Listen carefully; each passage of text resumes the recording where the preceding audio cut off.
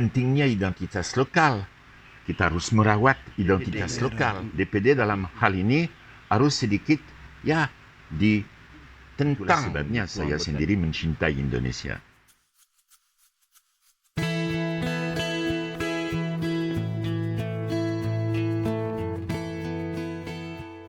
Semangat Bali. Netizen Indonesia kali ini mempersembahkan rubrik terbaru Bali Blow. Bali Blow Bali Blow artinya Bali yang berbunyi, Bali yang berbicara. Kali ini untuk edisi perdana juga memperingati hari ulang tahun kemerdekaan Indonesia tahun 2021. Kita akan undang narasumber yang sudah lebih dari 40 tahun menetap di Bali dan sudah keliling Indonesia. Berasal dari Prancis, seorang antropolog yang banyak menulis kebudayaan Bali, juga dikenal sebagai penulis seni rupa. Kali ini Dr. Jong Kuto akan kita ajak bincang tentang prospek Indonesia ke depan. Sebab saya membaca kolomnya Jong Kuto di Harian Kompas Jakarta, sangat menarik. Secara mengejutkan, Jong Kuto sangat yakin di dalam hipotesisnya bahwa Indonesia termasuk salah satu negara yang akan bertahan di masa depan. Selengkapnya kita tanya langsung ke Jong Kuto bagaimana paparan yang lebih luas, lebih jelas tentang kolomnya yang dimuat Kompas itu. Silahkan Jong. Ya, saya pikir kita harus menempatkan diri di dalam perspektif historis dan global ya. Bila kita bandingkan kondisi Indonesia sekarang ini dengan kondisi negara multikultur lainnya di dunia, kondisi Indonesia jauh lebih baik. Suku-suku, agama-agama hidup berdampingan secara damai. Tidak berarti memang bahwa tidak ada masalah, tapi merupakan satu landasan yang kuat. Bila kita melihat di lembaga-lembaga nasional Indonesia, misalnya kepolisian, misalnya peradilan, ketentaraan, pendidikan, dimanapun multikultur itu sesuatu yang tidak kita temui misalnya di India, di mana ada konflik potensial antara Islam dan Hindu. Sekarang ada Afghanistan, Pakistan, kacau untuk orang minoritas. Timur Tengah lebih parah lagi. Di Burma itu orang radikal adalah orang Buddha. Indonesia jauh lebih baik daripada negara tersebut. Dan semestinya bisa bertahan ya. Asal kadar keadilan sosial menjadi lebih baik, lebih tinggi ya. Bila kadar keadilan sosial menurun atau stabil, tidak mustahil memang kita menyaksikan satu tafsir lebih radikal dari kalangan Islam tertentu ya. Maka tergantung bagaimana Indonesia akan dikelola selama puluhan tahun mendatang. Tapi saya sekarang ini relatif optimis ya. Bersama berapa negaranya? Indonesia, Brasil, dan Ethiopia. Kenapa itu? Memang Indonesia ada landasan ideologis yang tidak tunggal ya. Indonesia menerima agama-agama yang berbeda dengan status hukum yang sama. Dalam artian ini Indonesia bisa dikatakan dari sudut sistem hukumnya memenuhi syarat dari apa yang kita sebut sekuler secara internasional. Meskipun di Indonesia sendiri istilah sekuler kadang-kadang ada konotasi negatif. Tapi berarti bahwa agama adalah sesuatu yang mempribadi, yang tidak mengganggu agama orang lain. Itu merupakan Pancasila di situ. Fungsi dari Pancasila Pancasila mengandung nilai-nilai global sebenarnya, tetapi dengan rumusan yang bersifat lokal. Dan itulah kejeniusan Soekarno terutama ya, mendirikan satu ideologi yang sedemikian luas dan lintas suku, lintas agama. Kenapa di dalam tulisan itu Bung Jong menyebut Indonesia, Brasil dan Ethiopia? Kalau saya lihat ada perbedaan ya. Ethiopia sumber daya alamnya tidak sekaya Indonesia dan Brasil. Kemudian posisi Brasil dan Indonesia sebagai paru-paru dunia ya. Itu yang akan membuat masyarakat dunia menganggap dua negara ini penting. Tapi kenapa Ethiopia? Bisa nggak jelaskan plus minus komponen atau poin-poin yang membuat Jongkuto berkesimpulan atau hipotesis Jongkuto 3 negara ini yang punya prospek masa depan yang bisa bertahan? Itu di dalam tulisan lainnya.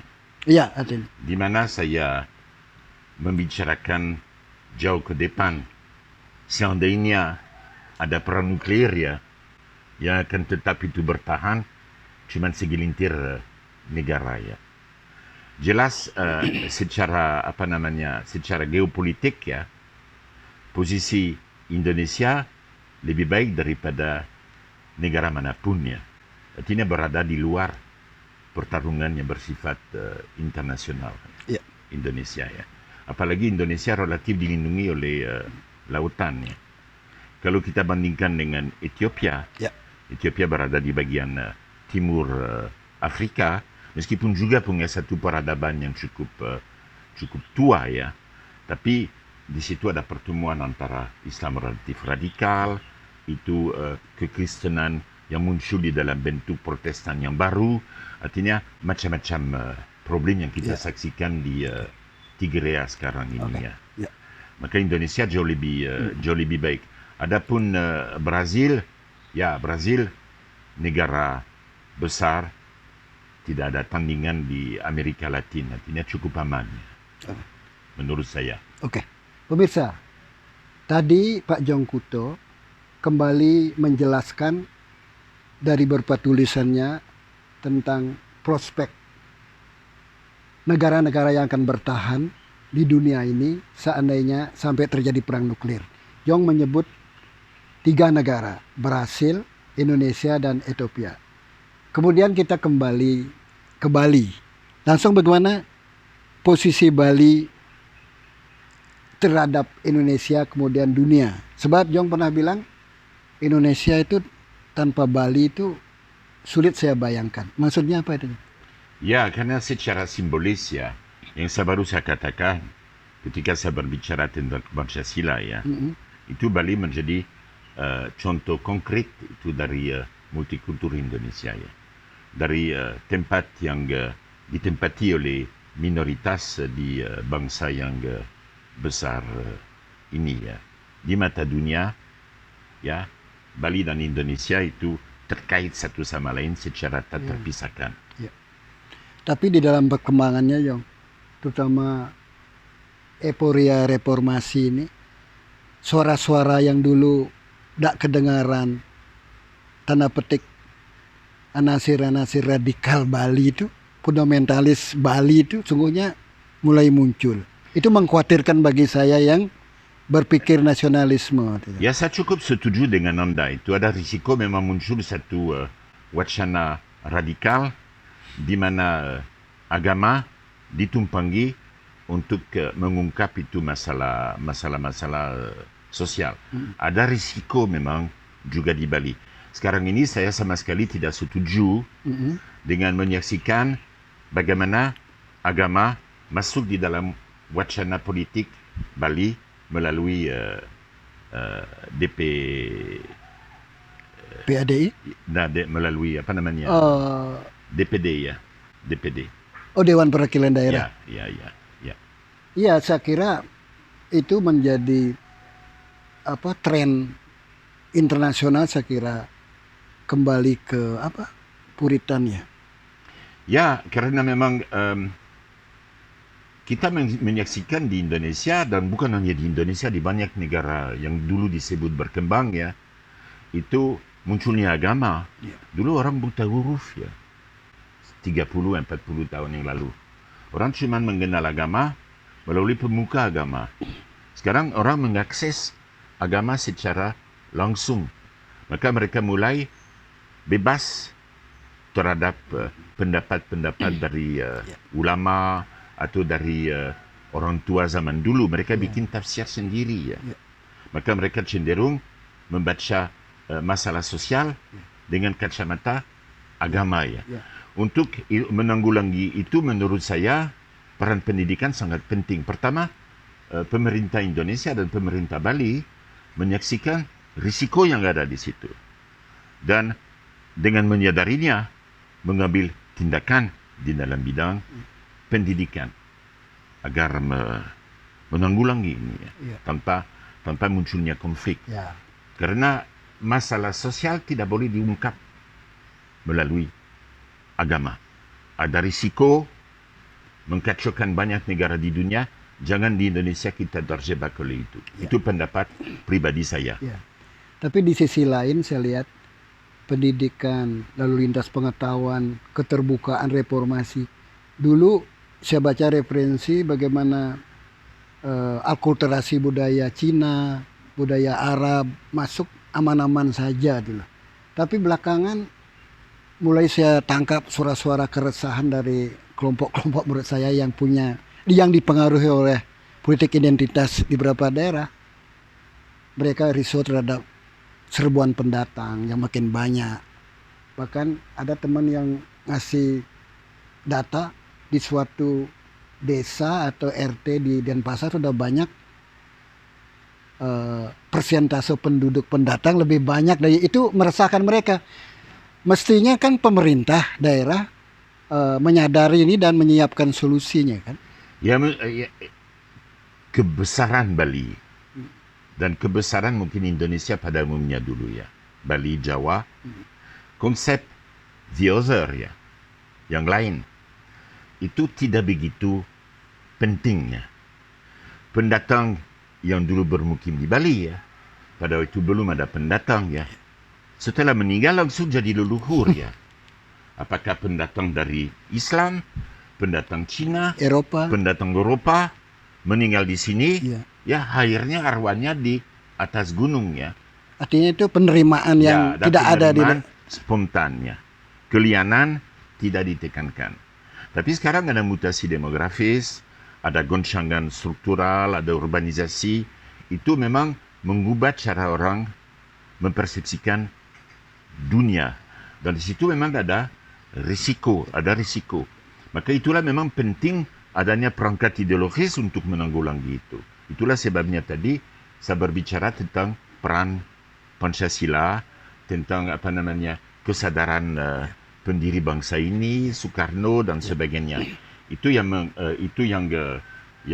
penting. Tapi memang tidak cukup ya. Tidak cukup. Kita perlu lebih banyak keadilan sosial agar agama tidak ditafsir secara sosial gitu ya. Jong, saya yang sampai SMA di Bali, kemudian sempat kuliah di Jakarta, kemudian 20 tahun di Jakarta, bergaul dengan banyak suku di Jakarta. Di kantor saya kan saya minoritas cuman sendiri. Selebihnya orang Batak yang Kristen, orang Manado ada Katolik, kemudian orang Jawa yang ada Katolik dan Muslim. Saya menangkap begini. Dulu isu agama tidak dominan saya dengar ya selama masa kecil saya di Bali sampai dewasa. Tapi yang menjadi topik kekhawatiran itu pendatang memang. Itu nak jauh. Semua orang luar Bali nak jauh, tapi sekarang suara itu makin ini. Sebab kita tahu beberapa anggota DPD ada yang begitu memakai isu itu sebagai memelihara itu terguncang nggak seberapa jauh pengaruhnya terhadap kohesi sosial Bali. Sebab begini Jo, saya kira kekuatan Bali karena ada benang merah keturunan Bung Karno di sini sebagai orang nasionalis. Jadi saya seperti ayah saya almarhum juga yakin Bali beda. Nasionalisme Bali itu akan menyelamatkan Bali. Tidak pernah ada isu Bali merdeka segala macam, itu tidak pernah ada, kecuali itu kan spontanitas pernah KNPI dulu. Kalau boleh saya kasih pendapat ya, harus kita sadari bahwa modernisasi bagaimanapun juga merupakan satu goncangannya. Ada sistem nilai asing yang masuk, ada perombakan di dalam distribusi kekayaan, ada perombakan di dalam distribusi demografis ya, ada unsur luar masuk, baik nasional maupun internasional, tanpa disadari sebagai goncangan di dalam keseharian turut mengubah pola pikir orang ya. Orang misalnya status sana berubah. Dengan berubahnya status tanah, ada orang luar yang masuk ya. Ada konflik yang muncul. Orang luar mulai lebih banyak itu jumlahnya. Ada dampak terhadap distribusi kekuasaan. Dan kalau perubahan itu terjadi terlalu cepat, mengandung risiko. Kita saksikan bagaimana dampak dari perubahan ekonomi dan perubahan demografis dulu di Kalimantan dan di Maluku ya. Maka memang evolusi demografis atau evolusi ekonomi kalau terlalu pesat itu mengandung risiko. Itu bagaimana ditanggulangi oleh pemerintah nasional dan lokal. Ya, itu amat penting. Maka karena itu kita tidak boleh ada orang yang setiap saat berbicara tentang identitas lokal. Harus kita sadari pentingnya identitas lokal. Kita harus merawat identitas lokal. Tapi identitas lokal jangan jadi fokus utama. Itu adalah peran keseimbangan antara gubernur dan di sini DPD. Ya. DPD dalam hal ini harus sedikit ya ditentang gitu anggota DPD yang dikritisi, seperti itu ya. Dikritisi. Ya. Jangan terlalu dikasih ruang. Jangan terlalu dikasih ruang, termasuk oleh pers. Maka kita tidak perlu menyebut namanya. Ya, sudah populer. Jong, kembali ke ini. Poin Indonesia tanpa Bali sulit saya bayangkan. Bisa nggak dijelaskan lebih lengkap posisi Bali untuk Indonesia? Ya, secara lebih luas ya. Keindonesiaan adalah satu universalisme.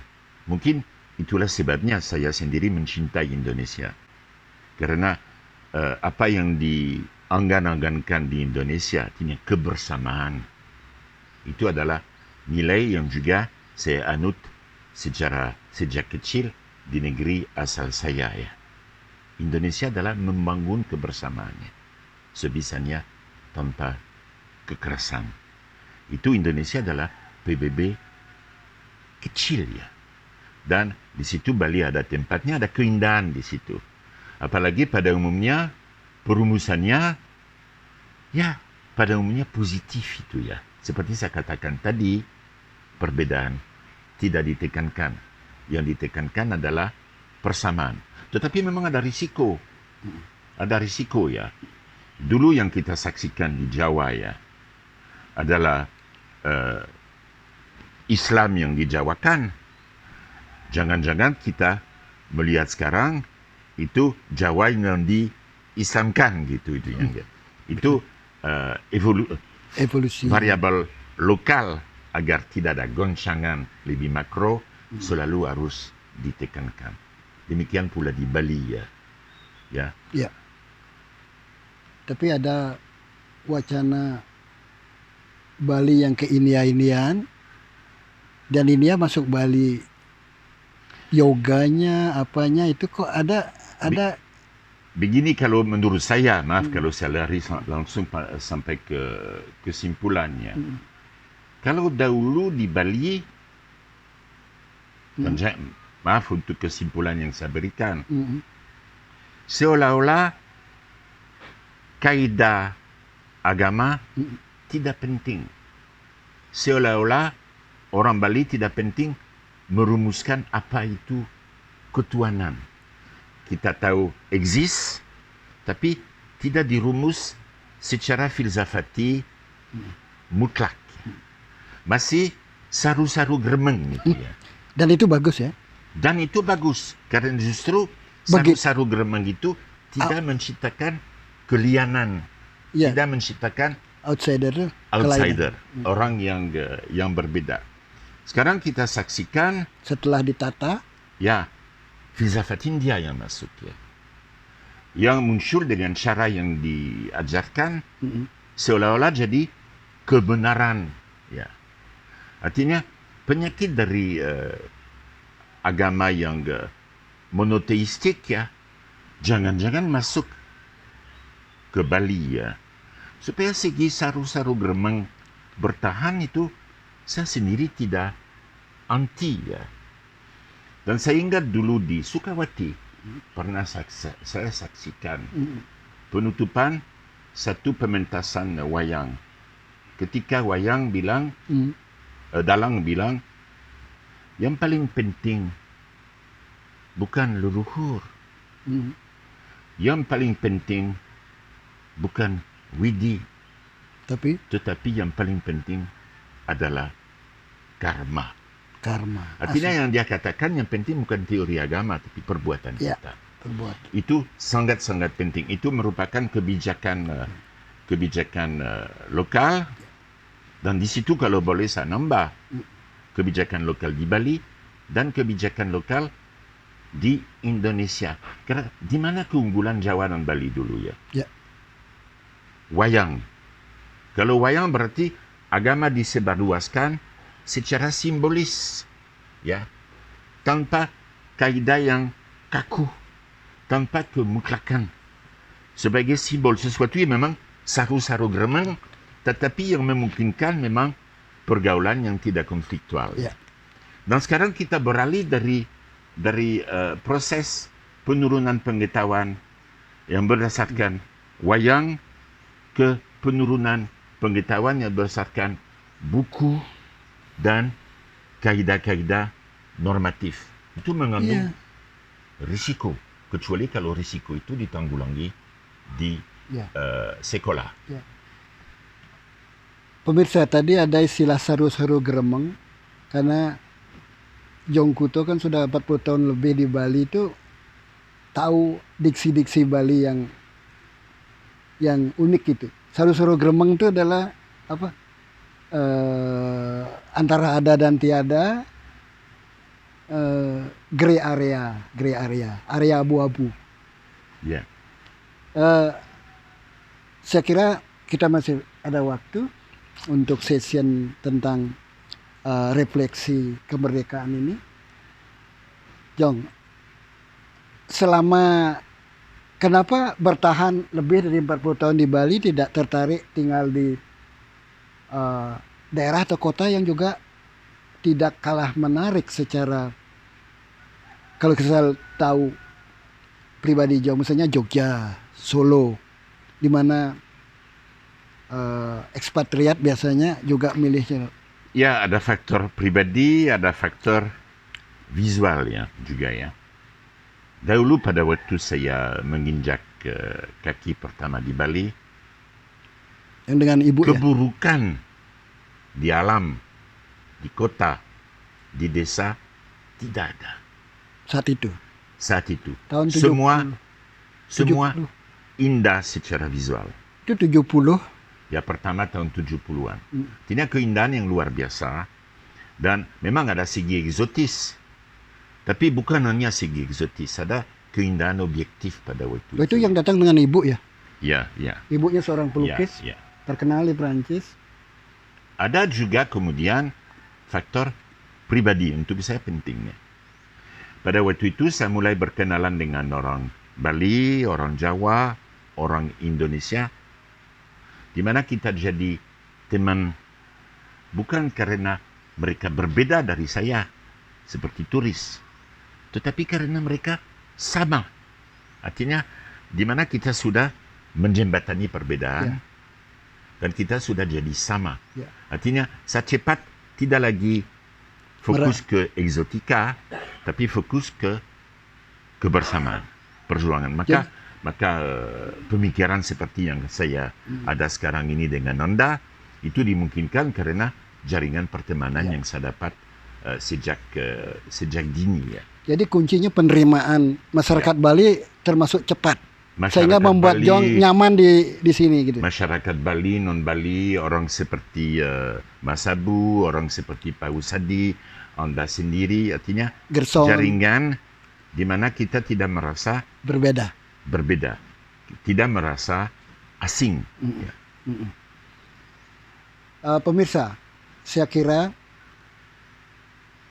bincang-bincang kita dengan pengamat budaya Bali Jong Kuto bisa dianggap sebagai kado bagi perayaan HUT kemerdekaan kita, sebab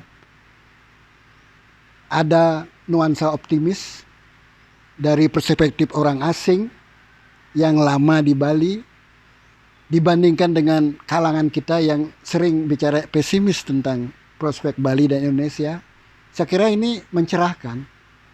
Saya ikut optimis setelah mendengar atau membaca tulis-tulisan Jong Kuto di harian Kompas. Oh ya, Jong Kuto adalah seorang kolumnis yang sudah hampir 10 tahun menulis di Kompas Minggu setiap 3 minggu sekali ya. Di sana sudah juga dibukukan. Di sana Jong menulis tentang Bali, Indonesia dan dunia dari perspektif ekspatriat ya.